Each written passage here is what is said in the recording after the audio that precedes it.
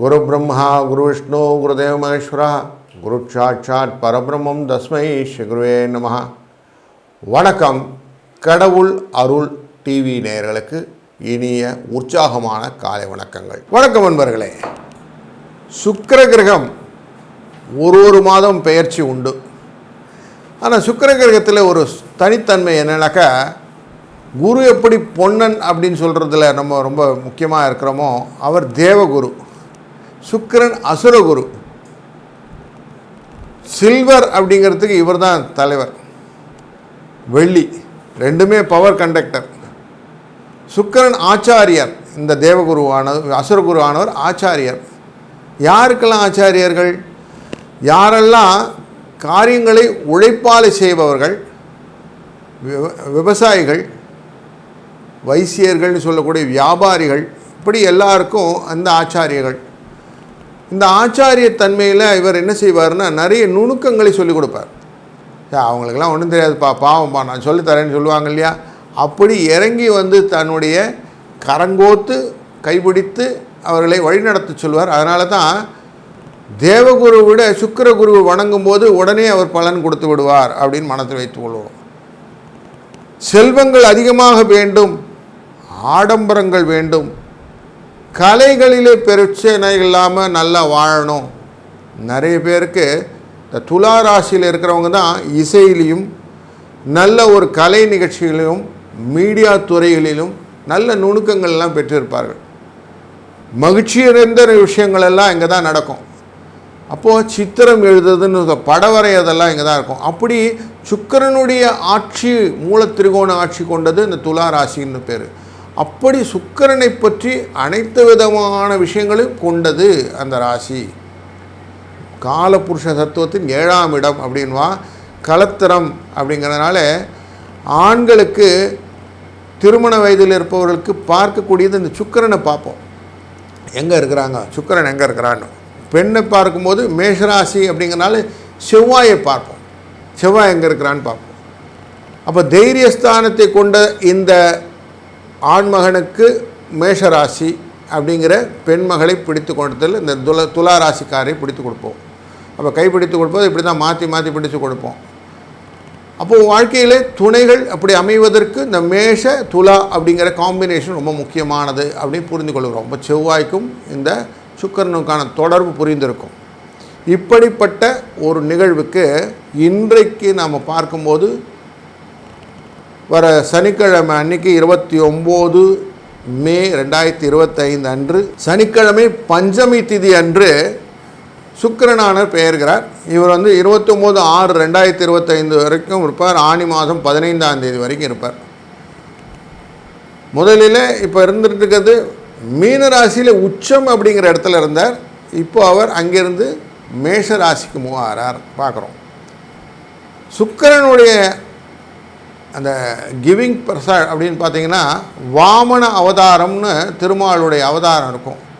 அதை மகாபலி சக்கரவர்த்தி தானம் கொடுக்கறதுக்கு ரெடி ஆவார். எதை கேட்டாலும் தானம் கொடுக்குறேன் அப்படின்னு சொல்லுவார். நீ எதை கேட்டாலும் தானம் கொடுக்குறேன்னு சொன்னால் நான் உன்னை பார்த்துக்கிறேன்னு சொல்லி தான் திருமால் அவதாரம் எடுத்து வரார். வாமனராக வந்து நிற்கிறார். இது சுக்கிராச்சாரியாருக்கு தெரிஞ்சிடுது. எப்படி தடுக்கிறது, தன்னுடைய பக்தனை காப்பாற்றணும் அப்படிங்கிறதுனால அந்த கமண்டலத்தில் தண்ணியை ஊற்றி அதை தாரவாத்துறதுன்னு சொல்லுவாங்க. அப்போ அந்த தாரவாக்குற அந்த கமண்டலத்துக்குள்ளார வண்டா போய் மறைச்சிருவார். தண்ணி வெளியில் வராமல் தடுத்துருவார். இது தெரிந்து கொண்ட சூக்ஷ்மதாரியான திரிவிக்ரமர் அழகாக என்ன பண்ணுவார், ஒரு தர்ப புல்லை எடுத்து அந்த கிண்டியில் குத்துவார். அப்போது இவருடைய கண் பாதிக்கப்படும். அப்போ கண் இன்றைக்கும் ஒரு சுருக்கத்தோடு இருப்பார், குருட்டுத்தன்மையுடன் இருப்பார்னு வச்சுக்கலாம். அப்படி இருக்கக்கூடிய சூழ்நிலை ஒரு கண் பாதித்த சுக்கிராச்சாரியார். அப்போ பாருங்கள், தன்னையே பலி கொடுக்க தடுத்து ஆட்கொள்ளக்கூடிய ஒரு நல்ல உள்ளம் இவர். அப்புறம் அவர் வெளியில் வர்றார். அதுக்கப்புறம் தாரவாக்குறாரு. அப்புறம் 3 அடி மண் கேட்குற அந்த வாமன அவதாரம் இருக்கிறது. 3 வைத்தது திருவிக்ரம அவதாரமாக தன்னை வாமனுடைய மகாபலியுடைய தலையிலேயே காலை வைத்து அவரை அடக்குகிறார் அப்படின்னு பார்க்குறோம். அப்படித்தான் அமிர்த கலசத்தை கொண்டு வரக்கூடிய அந்த நிகழ்விலும் இவர் செய்கிறார். அப்போது சுக்கிரன் எப்போவுமே துணை செய்வார் யாருக்கெல்லாம் அந்த எக்ஸ்ட்ராவாக யோசித்து செய்யக்கூடிய அடிநிலை தொண்டர்களுக்கு. அப்படின்னால சுக்கிரனுடைய பெயர்ச்சியை நம்ம முக்கியமாக பார்க்க வேண்டியிருக்கிறது.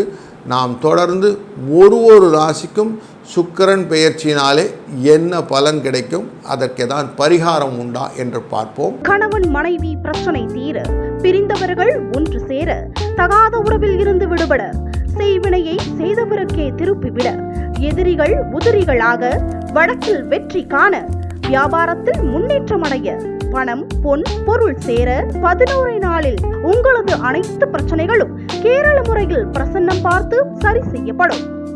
உடனே தொடர்பு கொள்ளுங்கள் ஜெயா டிவி புகழ் மேல்மருவத்தூர் ஞானகுரு அவர்களை.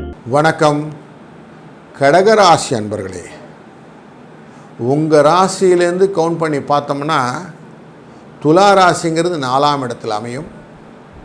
இப்போ அமர்ந்து கொண்டிருக்கக்கூடிய சுக்கிரனானவர் 11க்குரியவர் 10ல் அமர்ந்திருப்பார்னு சொல்லுவோம்.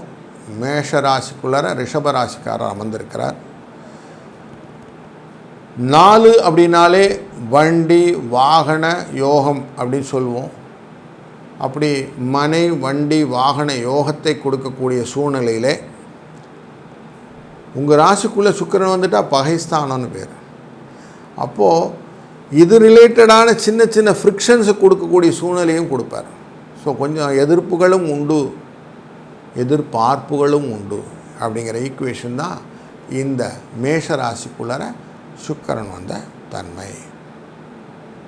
சுக்கிரனாலே உணர்ச்சிகளின் வேகம் அப்படின்னு அர்த்தம். உணர்ச்சிகளை அதிகமாக பாதிக்கக்கூடிய சூழ்நிலையை கொடுப்பார். அதனால் எதையும் நிதானித்து செய்வது நல்லது. முக்கியமாக குடும்ப பிரச்சனைகள்லாம் எடுத்தோம் கவுத்தோன்னு டக்குன்னு பேசிடாதீங்க, டக்குன்னு செஞ்சிடாதீங்க. ஒரு தடவைக்கு கொஞ்சம் ஆலோசனை பண்ணி கொஞ்சம் கவுன்சிலிங் பண்ணி போங்க. அவசரப்பட்டு பண்ணினீங்கன்னா விரிசல் ஜாஸ்தி ஆகும். நார்மலாக சொல்லுவாங்களே, வளைந்தால் நிமித்து விடலாம், முறிந்தால் ஒட்ட முடியாது, நொறுங்கினால் சுத்தமாக ஒன்றும் பண்ண முடியாது. அப்போ பாருங்கள், நொறுங்க விடாமல் பார்த்துக்கிறது நம்ம கடமை தானுங்களே. அந்த விஷயத்தில் இந்த சுக்கிரனுடைய தன்மையை புரிஞ்சிட்டு பண்ணோம்னா 4க்கும் 10க்கும் உரியவன் அப்படின்னாக்க உங்களுக்கு வாழ்க்கையில் சுகத்தையும் தொழில் நிமித்தம் செய்யக்கூடிய காரியங்களையும் நீங்கள் அழகாக புரிந்து கொண்டு செய்ய வேண்டும். ஆஃபீஸில் கொஞ்சம் வெள்ளனை போயிடுறது அப்படின்னு வச்சுக்கோங்க. போன உடனே நீங்கள் என்னென்ன செய்யணுமோ அதை லிஸ்ட் அவுட் பண்ணிவிட்டு அதை அழகாக மெதுவாக சிந்தித்து யோசித்து செய்யுங்க. அவசரமாக எந்த வேலையும் முடித்து கொடுத்து விட வேண்டாம். யோசித்து செய்யக்கூடிய காரியங்கள் உங்களுக்கு பிரச்சனை இல்லாமல் முடித்து கொடுக்காமல். குடும்ப பிரச்சனை அப்படி தான், எடுத்தோம் கவுத்தோன்னு எந்த விதத்துக்கும் டிசிஷன் கொடுத்துடாதீங்க. ஒரு தடவைக்கு 4 வாட்டி ஆலோசனை பண்ணுங்கள். உங்கள்கிட்ட அனுபவஸ்தர்கள்லாம் இருக்காங்க, அவங்கக்கிட்ட கொஞ்சம் கேளுங்க, அதுக்கப்புறமா செய்யுங்க. இது இல்லைன்னா என்ன ஆகுன்னா, எல்லாத்தையும் மனசுக்குள்ளே போட்டு குழப்பி உங்கள் மனசில் டிப்ரெஷன் க்ரியேட் ஆகி அதை வெளியில் வந்து ஆரோக்கிய குறைபாடெல்லாம் ஏற்பட்டு ஹாஸ்பிட்டலைஸ், இதெல்லாம் தேவையில்லாத மருத்துவ செலவெல்லாம் வைத்து விடும். கொஞ்சம் எப்படி இருக்கும், கொஞ்சம் அப்படியே ஃப்ரெண்டெல்லாம் போய் பார்க்குற மாதிரி இருக்கும். அதுலேயும் மெயினாக சில ரிலேஷன், உங்கள் தாயார் ரிலேஷன்ஸ்லாம் போய் பார்க்குற மாதிரி, அவங்க ரிலேட்டடாக கொஞ்சம் சொத்துக்கள் எல்லாம் வாங்கி விற்கக்கூடிய சூழ்நிலைகள்லாம் உங்கள் கைக்கு வந்து சேரும். அதெல்லாம் உங்களுக்கு எக்ஸ்ட்ரா காசாக வந்து சேரக்கூடிய சூழ்நிலையும் உண்டு. அதனால் கொஞ்சம் செல்வம் எக்ஸ்ட்ராவாக வரும். பந்து அப்படின்னு சொல்லக்கூடியது உங்கள் ஃபேமிலிக்குள்ளே இருக்கக்கூடியவர்கள், இவங்களுடைய அந்த ரொட்டேஷன் ஆஃப் ஃபண்டை கொஞ்சம் ஹேண்டில் பண்ணக்கூடிய சூழ்நிலையும் உங்களுக்கு வரும். அதை கொஞ்சம் கேர்ஃபுல்லாக ஹேண்டில் பண்ணுங்கள். அது எங்கள் மாமா தானுங்களே, எங்கள் பெரியப்பா தானுங்களே அப்படின்லாம் சொல்லாதீங்க. உங்கள் பெரியப்பாவோ உங்கள் மாமாவோ உங்கள் சம்மந்தியோ உங்கள் மாமனாரோ அவங்க பணம் அவங்களது, உங்கள் பணம் அவங்களது, அதை கரெக்டாக புரிஞ்சுக்கிட்டு செய்யுங்க. இல்லைன்னா சிக்கலில் மாட்டிக்கொள்ளக்கூடிய சூழ்நிலையும் இந்த சுக்கிர பகவான் உங்களை மாட்டி விட்டுருவார். அப்போ பாருங்கள், தேவையில்லாத வம்பில் போயிட்டு மாட்டிக்கிறது. புத்துக்குள்ளே கையை விட்டு பாம்பு என்ன வரும் தெரியாமல் கொத்த மாதிரி வச்சுக்கிட்டிங்கன்னா வம்பு உங்களுக்கு தானுங்களே. அதனால் கொஞ்சம் கேர்ஃபுல்லாக இருங்க அப்படிங்கிறதும் புரிஞ்சுக்கிடுங்க. அப்போ கொஞ்சம் நீங்கள் தள்ளி நிற்க வேண்டியது தள்ளி நின்றுங்க. தெரிந்தது தெரிந்து தெரியாதுன்னு சொல்லுவோம். உள்ளதை உள்ளதென்று சொல்லு, தெரியதென்ன தெரியலன்னு சொல்லுன்னு பைபிளில் இருக்கும். அந்த வார்த்தையை நல்லா புரிஞ்சுக்கிடுங்க. எனக்கு தெரிஞ்சது மட்டும் தான் செய்வேன், தெரியாததெல்லாம் நான் கை வைக்க மாட்டேன் அப்படின்னு ஓரம் போயிட்டீங்கன்னா நல்லது. இந்த சுக்கிரன் இதுதான் உங்களுக்கு படிப்பினையாக சொல்லித்தரார். வேலையிலையும் அப்படி தான். அடுத்த வேலையெல்லாம் இழுத்து போட்டுக்கிட்டு செய்கிறேன், நான் முடிச்சு கொடுக்குறேன், இந்த வாதாவே வேண்டாம். நீங்கள் பண்ணிங்கன்னா என்ன ஆகும்னா நீங்களே தேவையில்லாமல் ஆப்பை வைத்து கொண்டார் போல் ஆகிவிடும். இதை புரிந்து கொள்ளுங்கள்.